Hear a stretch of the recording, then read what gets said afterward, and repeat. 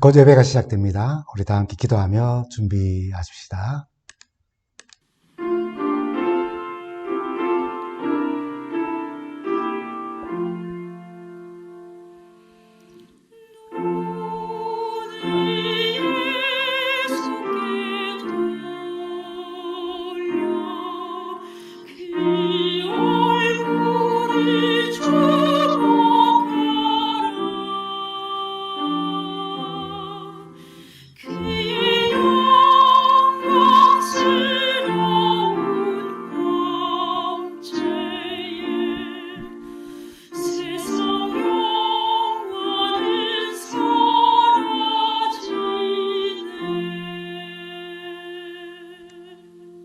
우리 찬미 446장 함께 부르며 예배를 시작하겠습니다.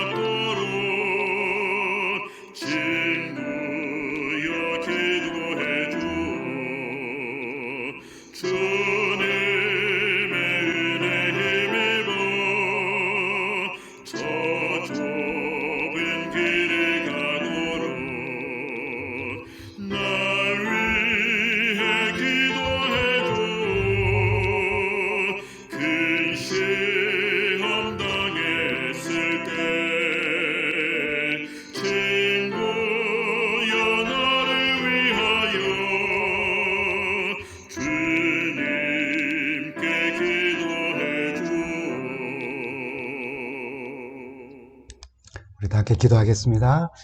참 좋으신 우리 하나님, 지난 한 주간 우리가 살아가며 우리가 어려움 가운데 빠질 때에는 우리를 붙들어 주시고 또 우리가 평탄한 가운데서 지낼 때에는 우리에게 깨달음을 주셔서 바른 길로 인도하신 그 은혜를 감사드립니다.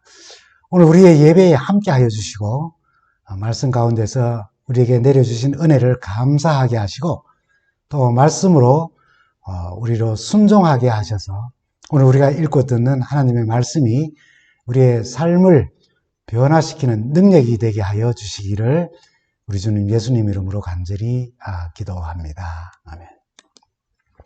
성도 여러분, 한 주간 잘 지내셨습니까? 오늘 우리가 함께 나눌 말씀의 제목은 지난주에 이어서 같은 말씀 사도행전 6장 4절 말씀을 우리가 명상하면서 기본으로 돌아가자는 큰 틀 아래 기도의 능력으로 돌아가자는 그런 제목으로 말씀을 나눕니다. 여러분, 가로등 아래 열쇠 찾기라고 하는 그런 이야기 또 그 말 좀 들어보셨지요? 여러 사람들이 예화로 인용하는 이야기입니다. 브라이언 로빈슨이라고 하는 사람이 쓴 행복한 마음의 법칙이라고 하는 책에도 이 이야기가 인용되어져 있는데요. 예화는 이렇게 시작됩니다. 어느 밤에 나스루딘이라는 사람이 집으로 향하던 길에 열쇠를 그만 잊어버리고 맙니다. 한 행인이 지나가다가 가로수 불빛 아래 무언가를 열심히 찾고 있는, 정말 무릎까지 꿇으면서 사사지 찾고 있는 그를 보고 무슨 일이냐고 묻게 됩니다. 그러자 나스루딘은 내가 집에 가야 하는데 열쇠를 잊어버렸다고 이야기합니다. 그래서 이 마음씨 착한 행인이 나스루딘과 함께 한 시간을 그 가로수 불빛 아래에서 허리를 숙이고 열심히 찾았지만은 그 열쇠를 찾을 수가 없었어요. 그래서 결국 나스루딘에게 이렇게 말합니다. 정말 열쇠를 여기서 잊어버린 거 맞아요? 라고요. 그 좁은 공간에서 두 사람이 한 시간 동안 찾았는데도 찾지 못했으니 그런 질문을 할 만하지 않습니까? 그러자 나스루딘이 일어나서 말하기를, 저 등 뒤로 이렇게 손가락을 가리키며, 아니요, 내 열쇠를 잃어버린 것은 저 좁은 골목, 저 어두운 캄캄한 저 골목에서 잊어버렸어요 라고 이야기를 하는 것입니다. 행인은 그 대답에 아주 기가 차고 또 화도 나서 이렇게 묻습니다. 아니, 저기서 잊어버렸는데, 저 어둡고 캄캄한 골목길에서 잊어버렸는데 왜 여기 가로등 아래 불빛 아래서 엉뚱한 곳에서 이 열쇠를 찾고 있는 거요? 라고 물었습니다. 그래서 나스루딘이 대답했습니다. 여기가 더 환하고 좋으니까요 라고요. 이 이야기가 말하려고 하는 것이 무엇입니까? 많은 경우 우리 문제의 핵심은 어두움 속에 있다는 것입니다. 문제를 해결하기 위해서는 답답하고 불편한 그 어두움 속으로 들어가야 한다는 겁니다. 그런데 우리는 익숙하고 편한 것을 좋아하며 나를 환한 곳에 있게 해주는 것을 좋아하기 때문에 변화와 수용과 이해와 용서를 위하여서 불편한 어둠 속으로 들어가서 문제를 해결하려고 하지 않는다는 우리의 심리를 잘 묘사한 이야기입니다. 초대교회가 문제를 해결하기 위해 과감하게 그 어둠 속으로 들어갔다고 할 수 있는 그런 이야기가 있습니다. 우리가 잘 아는, 우리가 지난주에도 함께 살펴봤습니다만 그 말씀 가운데 있습니다. 12사도가 모든 제자를 불러 이르되 우리가 하나님의 말씀을 제쳐놓고 접대를 일삼는 것이 마땅치 아니하냐니, 그리고 말하기를 우리는 오로지 기도하는 일과 말씀 사이에 힘쓰리라. 굉장히 아주 좋은 그런 경험을 우리에게 들려주고 있습니다. 오로지 기도하는 일과 말씀 사이에 힘쓰겠다고요.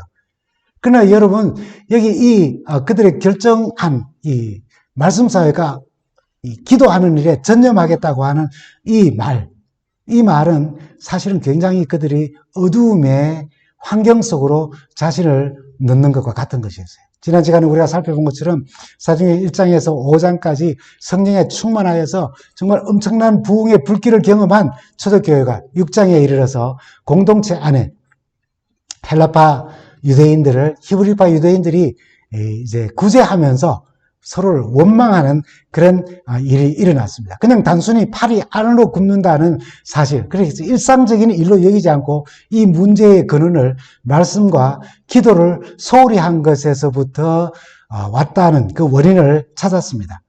그냥 일상적인 일이라면은 그래서 권고하며 우리 이러지 맙시다라고 하는 것으로 풀 수 있었겠지만은 사도들은 이 문제가 발단이 거기에서 있지 않았다는 것을 알았어요. 그것은 바로 기도를 소홀히 함으로 일어난 문제라고 결론을 내린 것입니다. 그 인식, 기도의 부족에서부터 이 문제가 발단되었다고 하는 그 인식, 그 깨달음이 어디서부터 왔을까요? 아마 사도들은 지금 그들이 경험하는 엄청난 부흥의 근원이 그들의 바로 첫 모임, 거기서부터 시작되었다는 사실을 그는 기억했을 것입니다. 그래, 그 첫 모임은 밝기만 한 곳이 아니었어요. 어두움이 있었습니다. 주님이 부활하신 후에 뿔뿔이 흩어진 제자들을 만나시고 성천하시며 사도행전 1장 4절에 그들에게 이렇게 말씀하셨습니다. 제가 읽겠습니다. 너희는 예루살렘을 떠나지 말고 내게서 들은 아버지의 약속하신 것, 그 성령을 기다리라 라고요. 여러분, 우선 그들에게 예루살렘은 즐거운 곳, 밝은 곳이 아니었습니다. 그런 추억만 있는 것이 아니었지요. 주님께서 자신들의 눈에 실패로 보이는 십자가를 지심으로 죽음으로 사역을 끝내시고 자신들은 생업을 찾아서 살 길을 찾아서 뿔뿔이 헤어진 곳입니다. 바로 그런 경험을 하게 한 것이 바로 예루살렘입니다. 주님의 십자가와 그들은 신앙과 믿음을 다 버리고 생업을 위해서 뿔뿔이 헤어지게 했던 곳이 바로 예루살렘이었어요. 그 어두운 기억의 예루살렘을 떠나지 말고 거기서 약속하신 성령을 기다리라고 말씀하신 것입니다. 이 약속의 이 말씀을 따라서 약속하신 성령을 기다리며 마가의 다락방에 그들이 모였습니다. 그 마가의 다락방의 그 모임이 그들에게는 아주 밝은 그런 미래를 전망하는 그런 곳이 아니었어요. 서로의 얼굴을 바라보면서 이 과거에 있었던 아주 어둡고 부끄럽고 정말 수치스러웠던 그런 경험들을 생각하게 하는 그런 장소였습니다. 그들의 분위기는 전혀 즐겁거나 밝고 신나며 그런 것이 아니었다는 것입니다. 사도행전 1장 13절에서부터 15절에 묘사된 그 모임의 구성원들을 여러분 한번 생각해 보십시오. 그들이 요한은 다락방으로 올라가니 베드로, 요한, 야고보, 안드레와 빌립, 도마와 바돌로메, 마테와 및 알페오의 아들 야고보, 셀로딘, 질롯이라고 해서 열심당원이라고 하는 거죠. 열심당원인 시몬, 야고보의 아들 유다가 거기에서 우선 제자들, 남자들 구성원을 여기에서 이야기하고 있습니다. 그리고 14절과 15절을 보면은 여자들과 그리고 남자들과 함께 여자들이 있었고 예수의 어머니 마리아와 그 다음에 또 한 무리가 있었는데 예수의 아우들과 그리고 또 주님을 따르던 이름 없는 이름이 밝혀지지 않는 수많은 사람들 그 모인 무리들 다 합치니까 그 수가 약 120명이 되더라라고 그렇게 이야기를 합니다. 여러분 이 120명이라는 숫자 자체만으로도 굉장히 즐겁고 큰 어떤 모임으로 우리는 생각할 수 있습니다. 그러나 그 모임들 가운데 우선 예수의 형제들, 제자들에 대해서 한번 아우들에 대해서 한번 생각해 봅시다. 마태복음 13장과 마가복음 6장에 보면 그들의 이름을 이렇게 밝힙니다. 야고보와 요셉, 시몬과 유다라고요. 그들이 어떤 사람들이었습니까? 요한복음 7장을 보면은 예수께서 갈릴리 지역에서 사역을 하시고 유대 땅에 들어가지 아니하시고 갈릴리 지역에서 사역을 하시는데 그 이유를 말하기를 유대인들이 예수님을 죽이려고 했기 때문이라고 했어요. 유대인들이 예수님을 죽이려고 했기 때문에 유대 땅에 가지 아니하고 갈릴리를 중심으로 사역을 하신 적이 있으셨습니다. 그런데 그의 형제들이 우리 주님을 찾아와서 그 형님을 찾아와서 주님의 이적과 기적 행하심을 알고는 그들에게 4절에 이렇게 말합니다. 4절의 말씀을 함께 보면요. 형님이 이런 일을 하는 바에는 자기를 세상에 좀 드러내십시오. 그래서 유대 땅으로 좀 나가라고 그렇게 이야기합니다. 유대 땅까지 다 두루 섭렵하여서 당신의 그 이적과 기사를 행하면서 이름 좀 날리시라고 그렇게 이야기를 하는 겁니다. 내가 누구다라고 하는 그런 모습들을 보여주는데 유대 땅까지 가라고 하는 것입니다. 근데 유대 땅에 가면 어떻게 해요? 하나님께서 그에게 허락하신 그 사명을 이루지 못하고 예수님은 일찍 그냥 유대인들의 손에 의해서 죽임을 당하고 말 것이었어요. 요한은 이런 요청을 하는 그 형제들에 대하여서 이야기하기를 7장 5절에 이렇게 이야기를 합니다. 여러분 다시 한번 7장 5절에 있는 말씀을 한번 읽어볼까요? 이는 그 형제들까지도 예수를 믿지 아니함이로다. 예수를 믿지 않으면서도 예수님께서 이적과 기사를 행함으로써 이름이 나는 그런 모습을 보고 예수를 믿지 않고도 그의 기적을 일으키는 인기와 명성 덕에 자신들도 좀 유익을 얻으려고 했던 그런 마음가짐으로 이렇게 부탁을 한 것입니다. 그들도 다락방에 지금 있습니다. 예수를 믿지도 않았던 사람들. 그러면서 예수가 나가서 좀 이름 좀 날리기를 원했던 그런 형제들이 거기에 있었어요. 그 형제들이 믿음 없는 말을 하던 그때에 그곳에 있었던 사람들도 그 120명 가운데 있지 않았겠습니까? 그때 약속하신 성령을 받겠다고 예수를 믿지 않았던 그 사람들이 그 자리에 함께 있었습니다. 신나고 밝기만 한 분위기입니까? 아닙니다. 아주 서먹하고 그리고 어두움 그리고 불편함이 거기 있습니다. 근데 거기 또한 마태가 있었어요. 로마 정부를 위해서 일하던 못된 세리였습니다. 근데 거기에 시몬이 있었습니다. 열심당원이라고 했죠. 다른 표현으로 하면은 혁명당원이었습니다. 말하자면 로마 정부를 위해서 일하던 세리 마태와는 달리 로마를 대항하여 싸우고 투쟁하면서 혁명으로 로마 정부를 전복시키려는 그런 당에 소속되어 있는 사람이었어요. 어떻게 이렇게 서로 다른 사람들이 함께 모여 성령의 충만함을 기다리게 하는 그런 장소가 여러분 정말 밝고 신나는 장소였을까요? 즐겁고 밝은 분위기만은 아니었습니다. 불편함이 그들 속에는 있는 것입니다. 한 사람은 로마를 위하여서 일하고 한 사람은 로마가 전복되기를 바라는 마음으로 행동했던 사람들 말입니다. 3년 반 동안 주님을 따르던 제자들의 전체 분위기를 한번 생각해 보십시오. 서로 높고자 하고 얼마나 그것이 심각했던지 두 제자 야고보와 요한은 엄마 찬스를 썼어요. 엄마의 치맛바람을 타고 주님 나라 세울 때에 좌우편에 우리 두 아들 요한과 야고보를 앉혀 주십시오라고 하는 엄마의 부탁까지 한 그런 분위기가 있었습니다. 이렇게 서로 높고자 한 사람들이 함께 모여서 성령의 충만함을 기다립니다. 밝은 분위기입니까? 아주 즐거운 분위기입니까? 아니요. 그게 서로 불편함이 있는 것입니다. 그럼에도 주님 없이 그들만 모여서 과거의 그 어두움 속으로 들어간 것이에요. 거기서 그들은 잃어버린 키를 찾으려고 무릎을 꿇었습니다. 서로 용납하고 이해하고 용서하며 연합되기를 그들이 소망하였어요. 그 서먹하고 불편한 그리 밝지 않는 모임 속에 그들의 모습을 한번 보십시오. 사도행전 1장 14절 하단에 있는 말씀입니다. 모든 사람들과 함께 더불어 마음을 같이하여 오로지 기도에 힘쓰니라고요. 그 서먹하고 숨막히는 어둠 속에서 서로의 과거를 생각하면 할 말도 참 많았을 텐데 그들은 오로지 기도에 힘썼습니다. 과거에 예수님과 함께 했던 3년 반을 생각하며 잘잘못을 가리는 토의가 있을 수도 있었을 거예요. 그러나 그들은 전혀 기도에 오로지 기도에 힘썼다고 하였습니다. 물론 제비뽑기도 하였습니다. 그러나 이 제비뽑기가 하나님의 약속하신 성령의 충만함을 위한 준비가 아님을 그들도 알고 오늘 우리도 다 알고 있어요. 12명의 조직이 없기 때문에 성령이 내리지 않은 것 아니었습니다. 그들은 오로지 기도에 전념하였다고 했어요. 무엇이 그 어두움 속에서 그 밝지 않는 서먹하고 불편한 분위기 속에서 그들로 하여금 기도하게 하였을까요? 이렇게 서로 다르고 주님과 함께 사역하면서 그렇게 다투면서 서로 높고자 했던 그들이 약속하신 성령의 충만함을 기다리면서 마가의 다락방에서 무엇이 그들로 하여금 무릎을 꿇고 기도하게 하였을까요?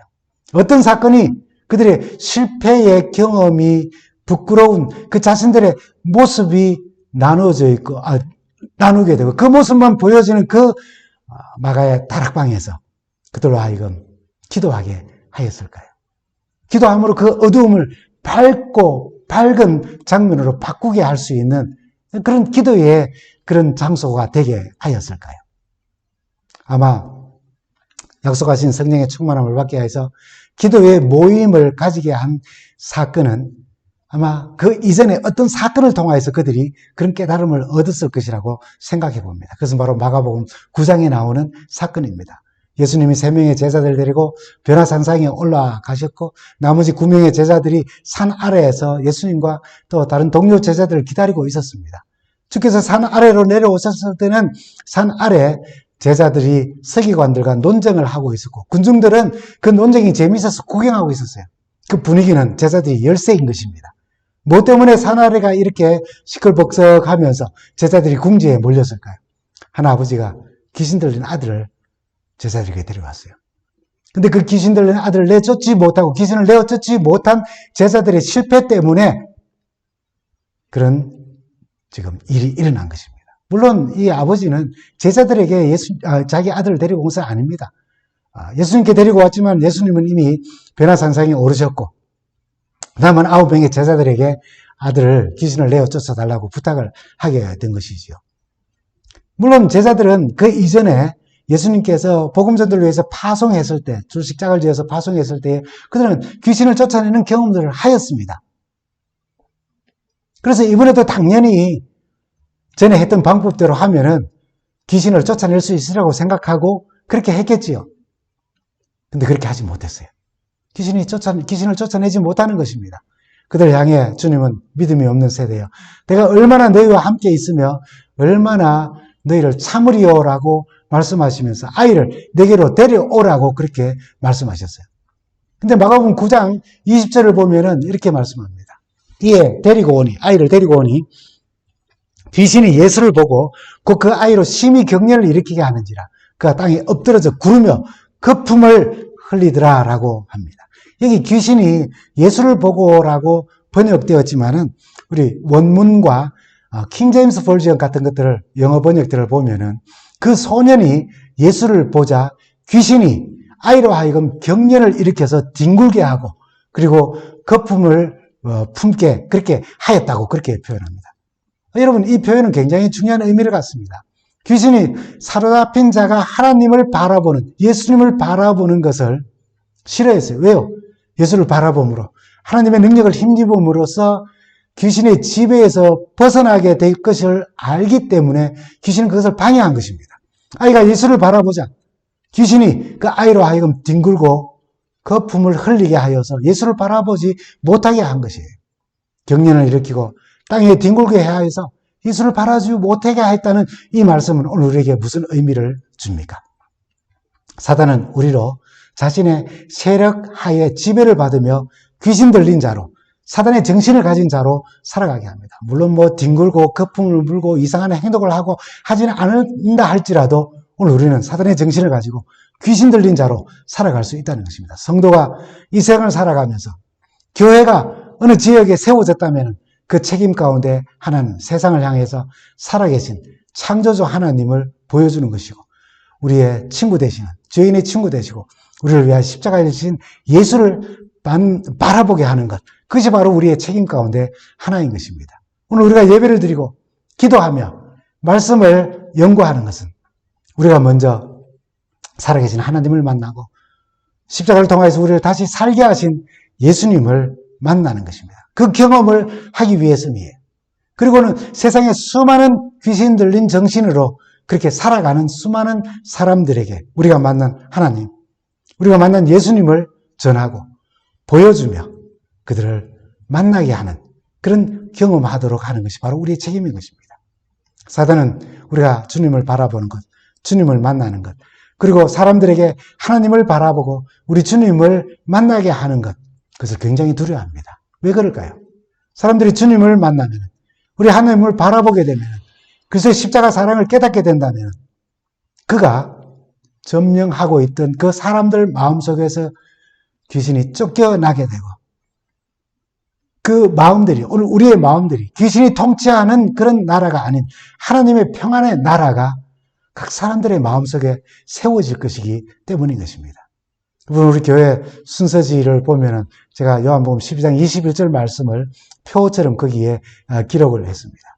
요한복음 12장 21절 말씀이 무엇입니까? 갈릴리 베세다 사람이 모여가지고 빌립에게 우리가 예수님을 뵙고자 하나이다 라고 하는 그 말씀을 그게 기록했습니다. 제가 말씀을 준비하며 제 자신이 예수님을 뵙기를 소망하고 그리고 예배를 위해서 우리가 함께 모일 때는 서로를 통하여서 예수님을 뵙기를 소망하는 마음을 거기에 담았습니다. 다시 산 아래 이야기로 돌아와서 좀 요약을 하면 제자들이 보여준 모습 때문인지 혹 예수님도 아이를 치유할 수 없을 것이라고 하는 어떤 불신의 마음이 있었는지 아이의 아버지도 믿음의 부족을 드러내며 이렇게 간청하죠. 22절 말씀을 보면 무엇이든지 하실 수 있으시거든 내 아이를 귀신을 쫓아내달라고요. 그 인간의 의심과 불신에 대하여서 우리 주님은 마가복음 9장 23절에 이렇게 말씀을 하셨죠. 예수께서 이르시되 할 수 있거든이 무슨 말이냐. 믿는 자에게는 능치 못할 일이 없느니라. 언제 들어도 참 우리의 가슴이 뚫리는 말씀입니다. 믿는 자에게는 능치 못할 일이 없느니라고요. 주님은 이러한 응답에 아이의 아버지는 또 이렇게 반응을 합니다. 곧 아이의 아버지가 소리를 질러 이르되 내가 믿나이다. 나의 믿음 없는 것을 도와주소서라고요. 믿나이다, 믿습니다라고 하지만은 인간의 이성과 경험과 지식으로 그것이 잘 안 될 수도 있다는 생각이 든다는 것입니다. 여러분, 이 말은 오늘 우리의 상태를 이야기해 주는 말이기도 합니다. 끊임없이 하나님을 믿고 붙잡고 믿습니다라고 하지만은 또 한편 또 끊임없이 의심이 들 때가 있다는 거죠. 그래서 동시에 믿습니다라고 이야기하며 내 믿음 없는 것을 주님 좀 도와주십시오라고 우리는 주님께 간구하는 것입니다. 모순이지만은 사실입니다. 믿습니다. 믿음 없음을 도와주십시오. 믿습니다. 믿음 없음을 도와주십시오. 이것이 우리의 모습 아니겠습니까? 왜 그랬을까요? 우리 아버지는 처음부터 그런 불신의 마음을 가지고 주님을 찾지는 않았을 거예요. 그러나 제자들의 모습을 보고 또 예수님도 못하실 수 있다는 그런 생각이 믿음이 사라질 수도 있게 된 것입니다. 제자들처럼 우리 모두도 누군가에게 불신의 마음이 들도록 할 수 있습니다. 회의를 가질 수 있게 하고 두려운 마음이 일어나서 하나님을 믿는 일에서부터 멀어지게 하는 그런 역할을 우리도 할 수 있는 것입니다. 우리는 서로가 영향을 주고받으며 이 공동체 안에서 생활을 하기 때문입니다. 이제 주님께서 명령하십니다. 벙어리 되고 귀신 먹은 귀신아, 내가 네게 명하노니 그 아이를 내게로 그 아이에게서 나오고 다시는 들어가지 말라고 이야기합니다. 귀신이 나가고 그 아이가 정상으로 돌아옵니다. 그리고는 나중에 제자들이 조용히 묻습니다.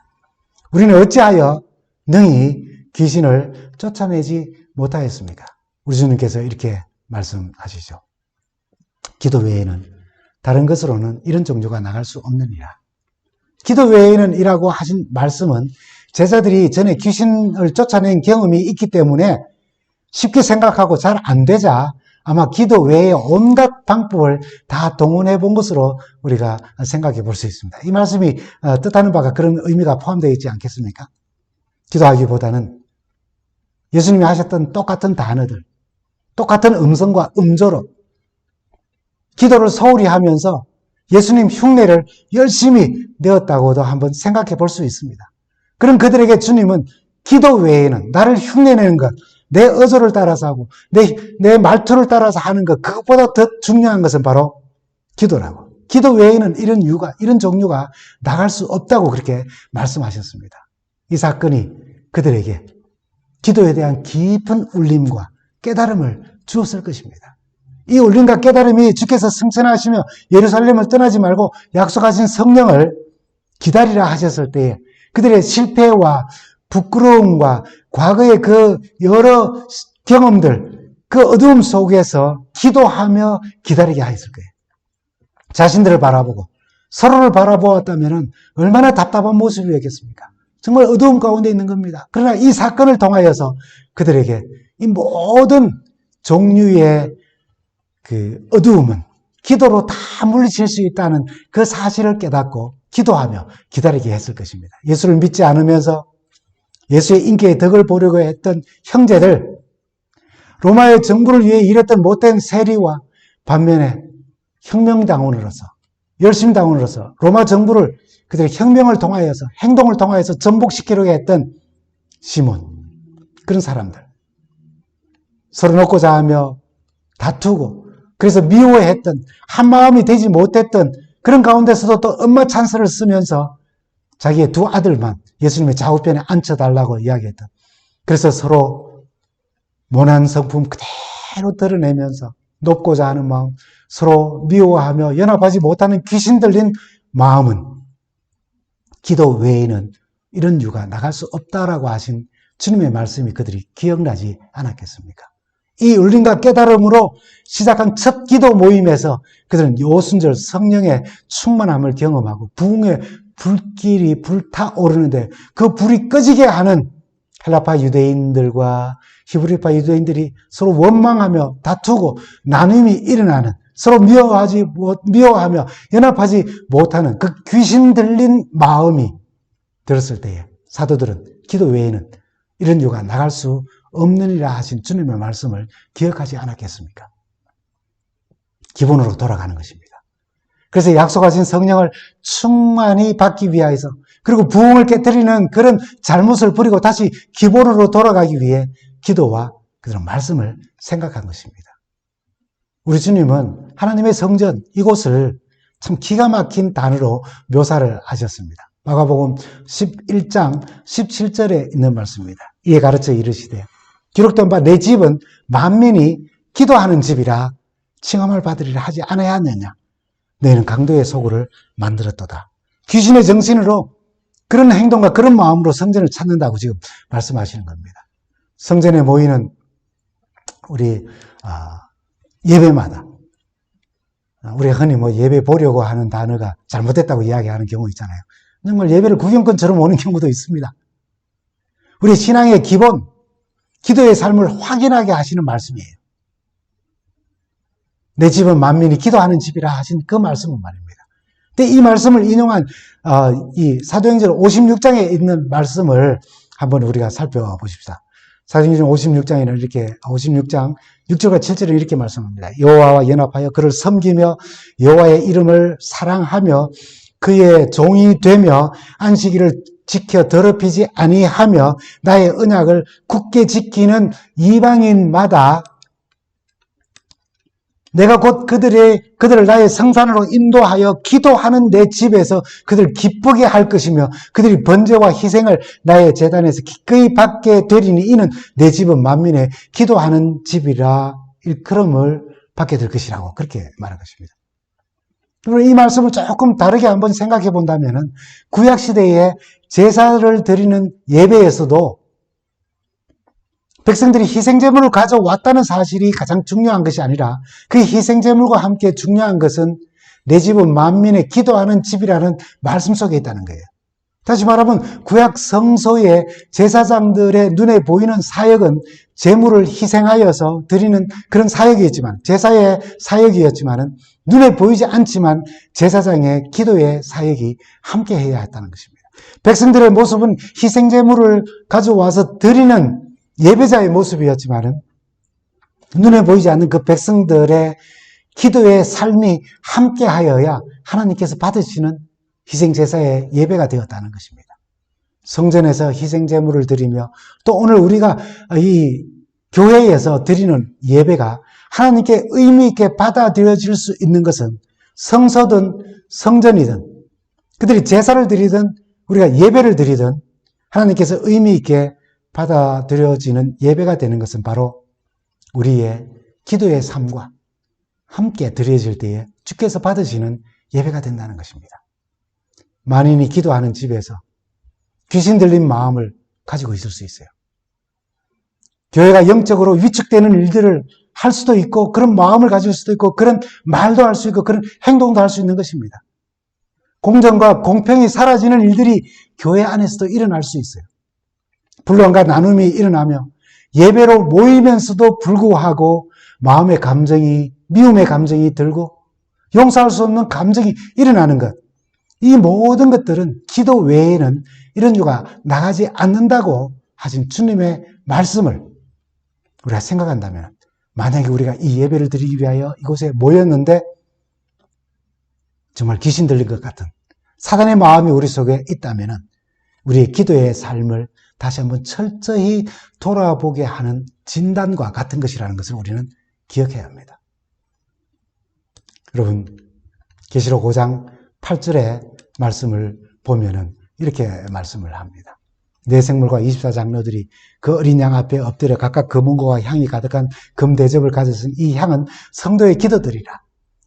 여러분, 요한계시록은 지금 이 말씀을 통하여서 성도들이 드리는, 오늘 우리가 드리는 이 기도를 눈에 보이고 마음에 그려볼 수 있도록 금대접에 담긴 향이 올라가는 모습으로 하나님께 드려진다고 그렇게 묘사를 합니다. 물론 여러분 기도가 참 힘들 때가 있지요. 그럴 때마다 우리는 누가복음 22장의 말씀을 좀 생각하면 참 좋겠습니다. 누가복음 22장 32절에 주님께서 베드로를 향하여서 주신 말씀이죠. 내가 너를 위하여 내 믿음이 떨어지지 않기를 기도하였노니 너는 돌이킨 후에 내 형제를 굳게 하라고요. 여러분, 이 말씀을 하실 때에는 곧 주님을 배반할 베드로였습니다. 곧 주님을 저주할 베드로였습니다. 곧 주님을 부인할 베드로를 향한 주님의 기도가 있었다는 사실을 여러분, 이 말씀을 오늘 우리에게 전하고 있는 것입니다. 오늘 우리를 위해 기도하시는 주님을 기억하게 되기를 간절히 바랍니다. 초대교회가 성령의 충만함을 기다리며 그 어두움의 시간, 그 장소, 그 가운데서 기도로 연합하며 준비를 하였어요. 교회가 평안을 잃고 원망이 일어날 때 기도가 소홀히 여김을 받는 사실을 깨닫고 기도하는 일에 힘썼습니다. 그들처럼 우리도 모난 품성을 가지고 교회에 오지만은 여전히 미움의 감정이 남아있고, 용서가 잘 안 되는 그런 일들이 있고, 팔이 안으로 굽는다고 우리끼리만 잘 지내면서 옆에 있는 사람들이 소외당하는 그런 경험들을 할 때에 이 모든 것들이 사단의 정신에서 온다는 사실을 우리가 기억한다면 주님의 말씀, 이런 이유는 기도 외에는 나가지 않는다고, 그 말씀을 우리가 생각하고 신앙생활, 믿음생활의 기본인 기도에 충실하는 삶으로 우리가 돌아가는 그런 우리 모두가 되기를 간절히 바랍니다. 신앙생활의 기본인 우리 기도생활에 힘쓰며 기도의 능력으로 살면서 다시 오시는 우리 주님을 기쁨으로 뵙는 우리 모두가 되기를 간절히 바랍니다. 기도가 잘 안 될 때는 우리 주님을 기억하십시오. 주님께서 우리를 위하여 기도하고 계십니다.